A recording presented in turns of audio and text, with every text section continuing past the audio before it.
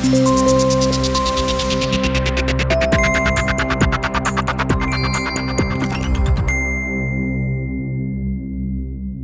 Wild Places. Wires. Self-released on February 28, 2020. TV reality shows would have us believe that pretty much everyone is trying to escape the humdrum of their lives to become a singer or a musician. It is no different for Ewan Fergus, who after 10 years as a West of Scotland journalist before switching to public relations decided to pull together lifelong school friends and regular collaborators Tim Berridge and Plews to see if they could cut it as band. That was 6 years ago.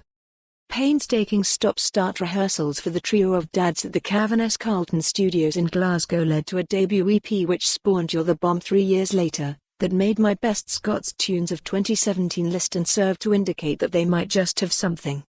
If they began as a part mashup of Radiohead and Bloc Party with a fragile heart, their long-awaited debut album shows a diversity that they have only hinted at before, perhaps a reaction to all the, privately disliked, Thom Yorke comparisons.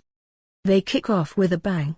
Crime of the Century was the band's first single off the album, and probably their most blatant attempt at pop, which actually turns into a 4-minute surf-rocking oral voyage through a forgotten spaghetti western.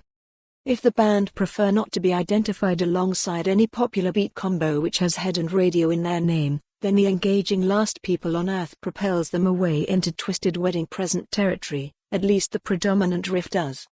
While you know what to expect, say, from a Lewis Capaldi album, Wires takes you on a far different journey, from deep melancholy, to hope and even anger, while the band musically blast off in different directions.